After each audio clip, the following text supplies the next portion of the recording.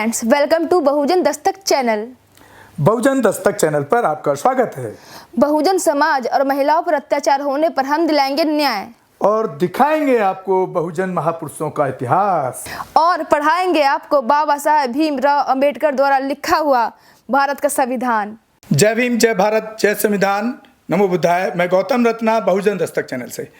आज हमारे स्टूडियो में अशोक निर्वाण जी, जो सीनियर सिटीजन हैं और बहुजन एक्टिविस्ट हैं, बहुजन समाज को जागरूक करने के लिए पूरे देश में भ्रमण भी करते हैं और आर्थिक मदद भी लोगों को करते हैं। हर तरीके से मतलब समाज के साथ खड़े हुए हैं।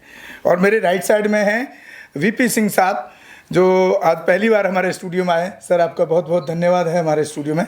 बहुत बहुत धन्यवाद आपका भी। तो साथियों, कुछ बहुजन समाज के साथ जो आज के टाइम में घटनाएं घट रही हैं या जिस तरह से अत्याचार बढ़ा है, उस पर हम अशोक निर्वाण जी से बात करना चाहेंगे। क्योंकि अशोक निर्वाण जी के साथ में एक बड़ा इतिहास जुड़ा हुआ है कि उनके जो फादर थे वो बाबा साहब भीमराव अंबेडकर जी के साथ काम करते थे समाज को जागरूक करने का।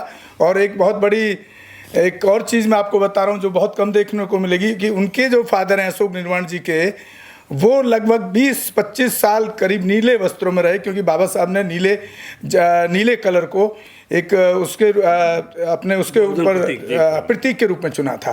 क्योंकि जो फ्लैग था उनका वो भी नीले कलर का था, जो उनकी पार्टी थी। अशोक निर्वाण साहब, मैं अभी कुछ घटनाओं का जिक्र करना चाहूँगा, जिसमें से एक करंट की घटना है अभी की, जल्दी की ही। एक हमारे बहुजन समाज के इंस्पेक्टर हैं वहाँ मुंबई में, जो जीएसटी डिपार्टमेंट है। तो साथियों, यहाँ पर हम अशोक निर्वाण जी के साथ बात करेंगे कि आज के टाइम में बहुजन समाज के ऊपर जो अत्याचार है वो बहुत ज़्यादा बढ़ा है। और वैसे तो कांग्रेस के ज़माने में भी होता था, लेकिन अभी जब से भाजपा की सरकार, जहाँ जहाँ इनके समर्थन से सरकार चल रही है या केंद्र की सरकार है, तो पूरे देश में ये घटनाएं बहुत ज़्यादा बढ़। और समाज के थ्रू भी बहुत सारे लोग जिनके साथ इस तरह घटनाएं होती हैं वो हम तक पहुंचते हैं हमारा चैनल देख करके। फिर उसमें हम कोशिश करते हैं कि उनको न्याय दिलाने की जो प्रक्रिया है या हम किस तरह से उनको कुछ अपनी तरफ से हेल्प कर सकते हैं या गाइड कर सकते हैं। तो सर, अभी जो लेटेस्ट घटना है, एक जीएसटी में इंस्पेक्टर हैं, जीएसटी जो डिपार्टमेंट होता है ना, वो बॉम्बे में पोस्टिंग है। तो वहाँ वो बाबा साहब के फॉलोवर हैं और बहुजन समाज से, शेड्यूल कास्ट समाज से बिलोंग करते हैं। तो उन्होंने अपने ऑफिस में, पहले से नहीं रही होगी, बाबा साहब की एक तस्वीर उन्होंने अपने जो उनका केबिन है, जो रूम है, उसमें लगाई। लगाने के बाद जब वो कुछ दिन बाद जब वो अपने एक दिन सुबह ऑफिस पहुंचते हैं, तो वहाँ पर देखते हैं कि उस तस्वीर पर पहले तो एक लाल पेन से कुछ क्रॉस मारा गया, फिर उसके ऊपर इंक फेंकी गई खराब करने के लिए। अपमानित मानसिकता थी जिसने किया, उसकी मानसिकता थी अपमानित करने की।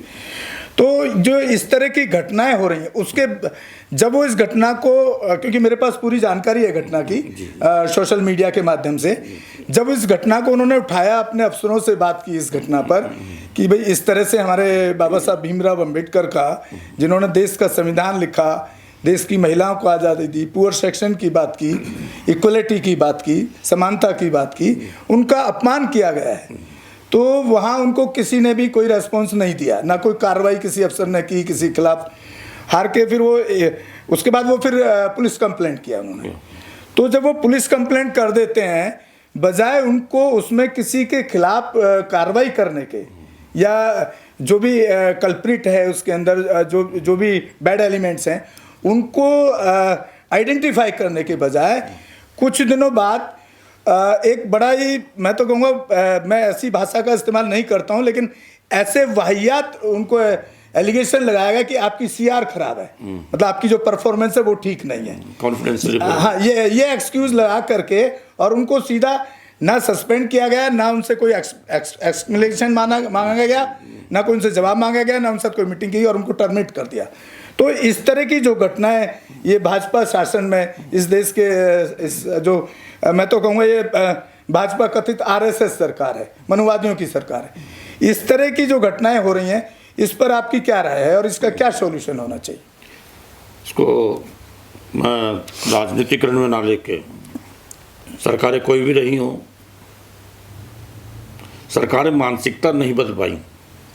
जिस सरकारों का एक बड़ा बहुत दोष है, संविधान बराबर की बात करते हैं, और जब कोई भी व्यक्ति है, एक चीज़ तो पक्की है कि जो सरकारी दफ्तर होगा, केंद्र का दफ्तर होगा तो राष्ट्रपति जी और प्रधानमंत्री का फोटो वहाँ लगा होता है। और इसके अलावा जिसका जो राज्य है उस राज्य की वो फोटो लगाता है अपने।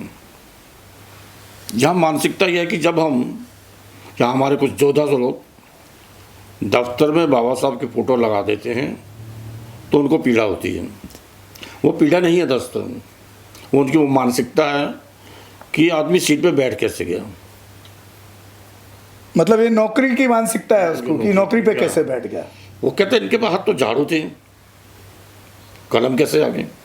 हाँ। अब जब कलम आ गई और कलम की ताकत दिखाता है तो वो ताकत को सामना करने की अपेक्षा, डैमेज करने की अपेक्षा वो कोशिश करता है कि इस तरीके से करो कि आगे इनकी पीढ़ी कभी सोचे ना कि सीट पर आके बैठ जाए।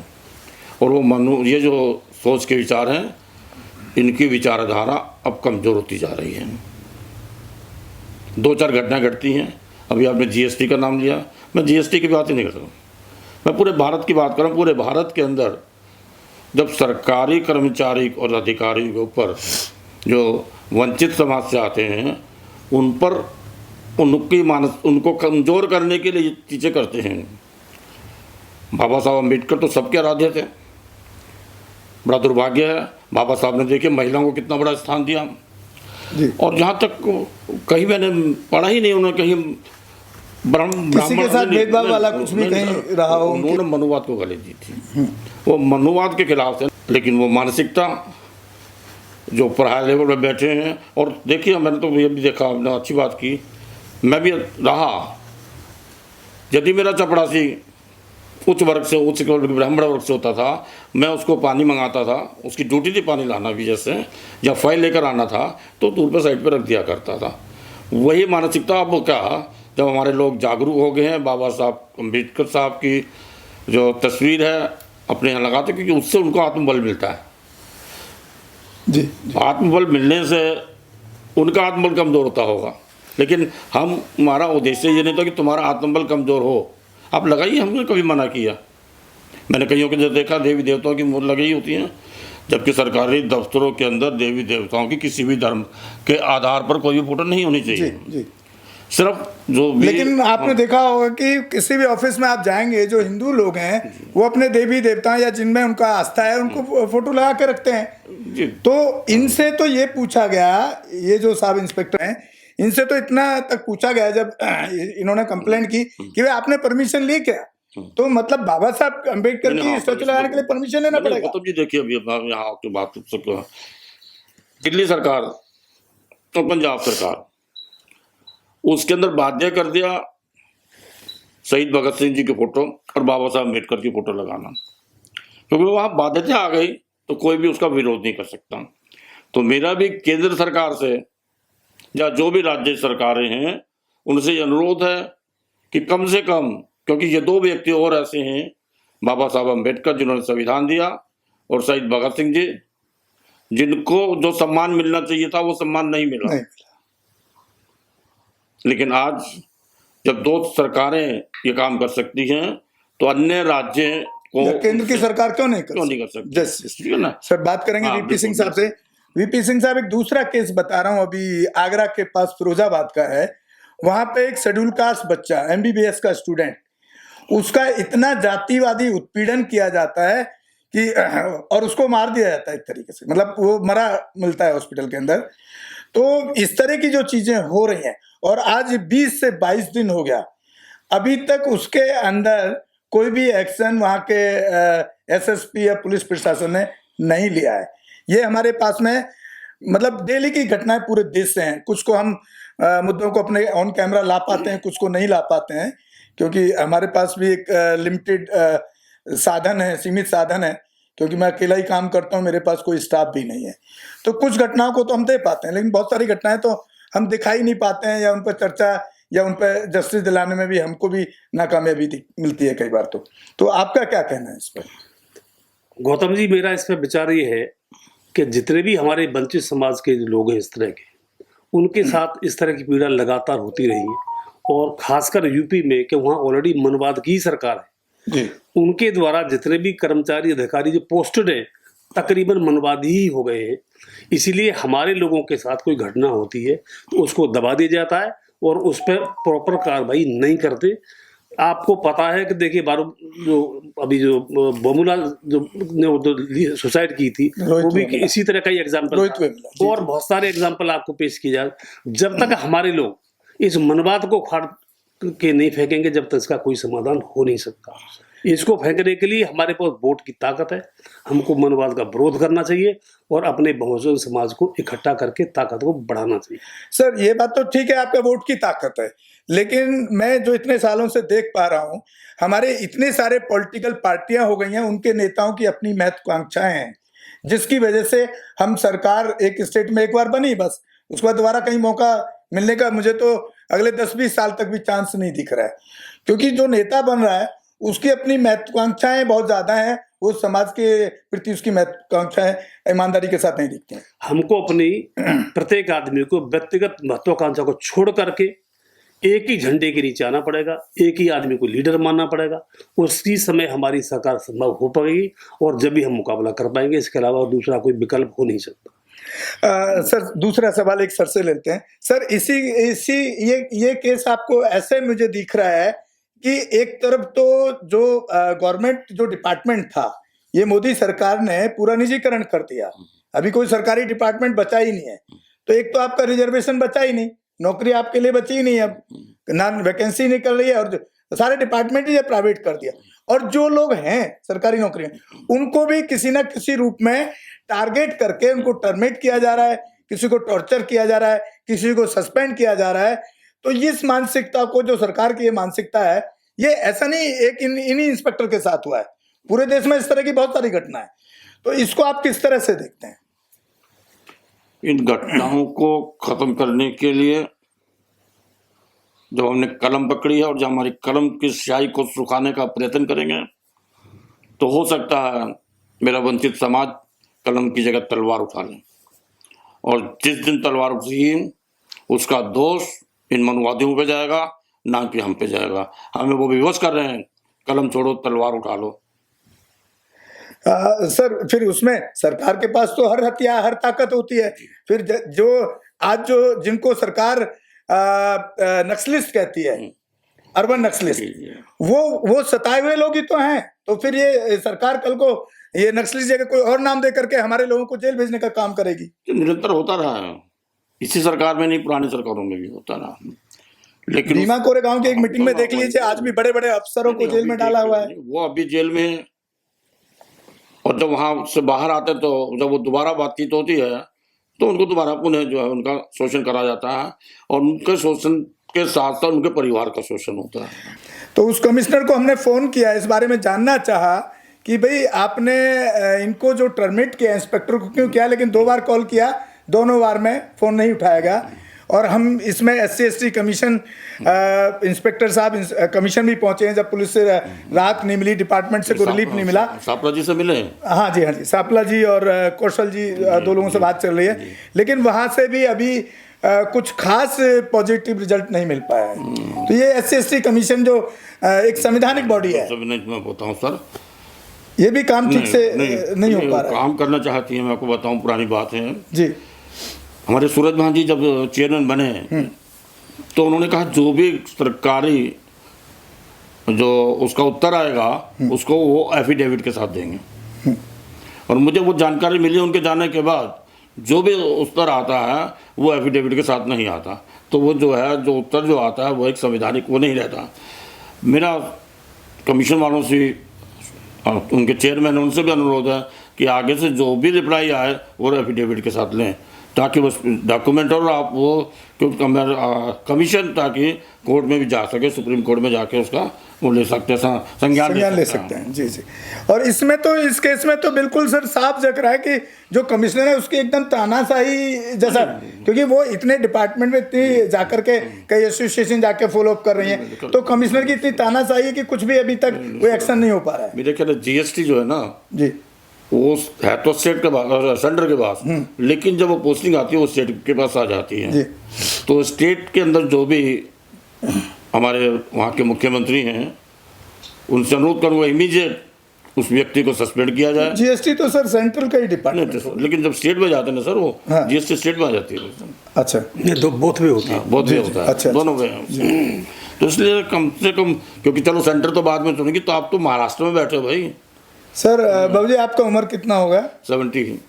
70 साल के उम्र में देखिए, सीनियर सिटीजन बहुजन समाज की जो पीड़ा है, जो दर्द है, जो उनको पर अत्याचार है, वो कितने परेशान है कि इस उम्र में भी वो सीधे दो हाथ करने की बात कर रहे हैं कि लगता है कि ऐसा वक्त सरकार हमको इस तरह से मजबूर कर रही है कि हमको तलवार या हथियार उठाने पड़ेंगे।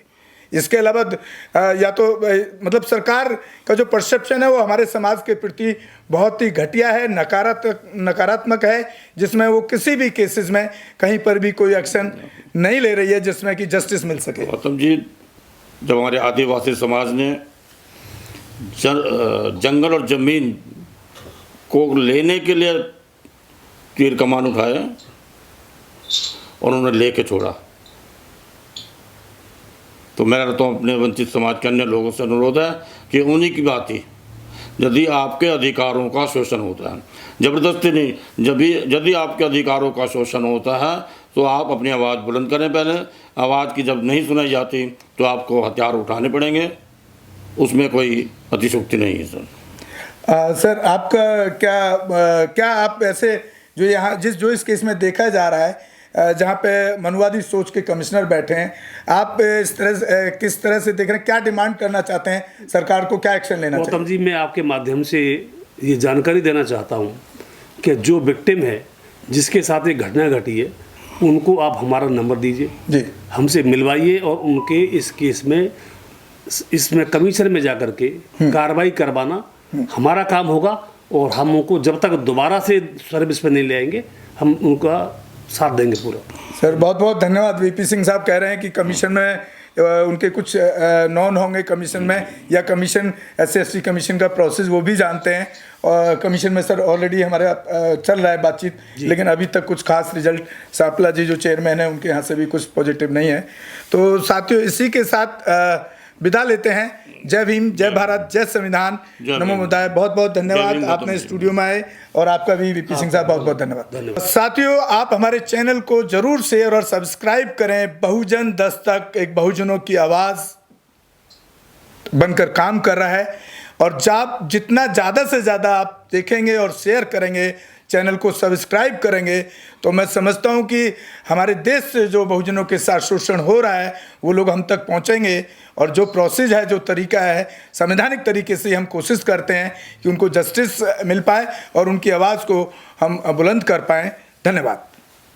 हमारे चैनल बहुजन दस्तक को देखना, लाइक, शेयर, सब्सक्राइब करना मत भूलिएगा, और फेसबुक, ट्विटर, इंस्टाग्राम पर फॉलो जरूर करिएगा। जय भीम, जय संविधान, जय भारत, नमो बुद्धाय। धन्यवाद। रोको मत, हमें टोको मत, हमें आगे बढ़ते जाना है। जय भीम का नारा लगाना है, जय भीम का नारा लगाना है। जय भीम, जय भीम। मैं गौतम रत्ना आपका बहुजन फिल्म प्रोडक्शन में स्वागत करता हूं, और आप हमारे प्रोडक्शन हाउस के अंदर अपना कैरियर बना सकते हैं as a film director, as a producer and actor and actress and editor and cinematographer also. अगर आपको फिल्म से रिलेटेड कुछ भी प्रोजेक्ट आपको बनवाना है, तो हमारे पास में पूरा सेटअप है, जिसमें फिल्म कैमरा है, शूटिंग लाइट्स है और एडिटिंग है। सारा A to Z एक ही जगह पर आपको हमारे यहाँ पर मिल जाएगा। तो दोस्तों, आप हमें कांटेक्ट कर सकते हैं हमारे नंबर्स पर 9810085714 और 8510005714। हमारे वेबसाइट पे विजिट कर सकते हैं www.filmserviceindia.com, और हमें मेल भी कर सकते हैं gautamfilmsproduction@gmail.com पर। धन्यवाद। चैनल आर्थिक समस्या से गुजर रहा है। अगर आप बहुजन समाज में बाबा साहेब अम्बेडकर और तथागत बुद्ध की विचारधारा को अधिक से अधिक लोगों तक पहुंचाना चाहते हैं, तो हमें आर्थिक सहयोग प्रदान करें, ताकि हम अपने चैनल के माध्यम से देश विदेश में समता, बंधुता, एकता और संवैधानिक अधिकारों को ज्यादा से ज्यादा लोगों तक पहुंचा सकें। आप अपनी सहायता राशि नीचे लिखे खाते में जमा करा सकते हैं। खाता धारक गौतम रत्ना। खाता संख्या 3169576865 IFSC कोड SBIN 0060336 बैंक भारतीय स्टेट बैंक। आप हमारे बैंक खाते का विवरण स्क्रीन पर भी देख सकते हैं।